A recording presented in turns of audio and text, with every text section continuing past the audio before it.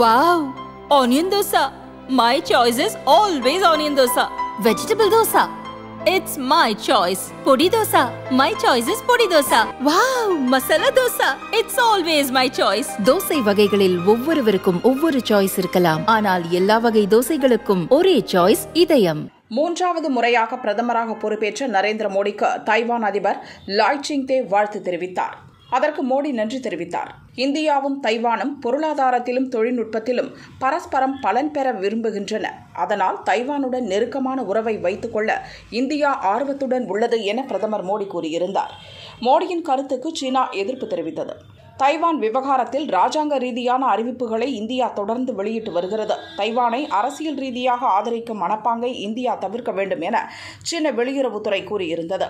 சீனாவின் இந்த கருத்துக்கு தைவான் பதிலடி கொடுத்துள்ளது. தைவான் துணை வெளியுறவு அமைச்சர் தியன் சுங் குவாங் கூறியதாவது: இரு தலைவர்கள் ஒருவருக்கொருவர் வாழ்த்து தெரிவித்துக் கொள்வது சகஜமான விஷயம். அது பற்றி மற்றவர்கள் கருத்து சொல்ல என்ன இருக்கிறது? இரு தலைவர்கள் ஒருவருக்கொருவர் வாழ்த்து சொல்லும்போது அதில் மூன்றாவது நபர் தலையிடுவது தேவையில்லாதது. சீனாவின் எதிர்ப்புக்கு பிரதமர் மோடியோ எங்கள் அதிபரோ பயப்பட மாட்டார்கள் என தியன் சுங் குவாங் கூறினார். Our new president, Lai Ching-te, congratulated Modi ji to become the third prime minister. And in return, I think Modi ji also using that platform of X to respond. For now, our people this is very common things to congratulate each other, whether it's birthday or other occasion. Why other people have something to say about it? I don't understand.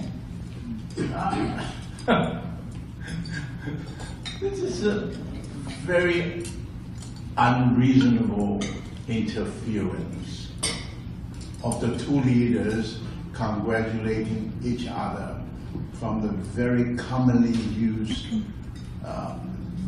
X platform. Modi ji and our presidents will not be intimidated by that reaction. Taiwan சீனாவின் ஒரு மாகாணம் என்பதுதான் சீன அரசின் கருத்து. அதனால் தைவானில் தனக்குள்ள அதிகாரத்தை காட்ட படைபலத்தை பயன்படுத்தவும் சீனா தயங்குவதில்லை. இது தைவானுக்கு பிடிக்கவில்லை. காரணம், தைவான் மக்கள் தங்களை தனி நாடாகவே கருதுகின்றனர். அதனால்தான் தைவானுடன் அரசியல் உறவு வைக்கக்கூடாது என இந்தியாவிடம் சீன வெளியுறவுத்துறை கூறியது.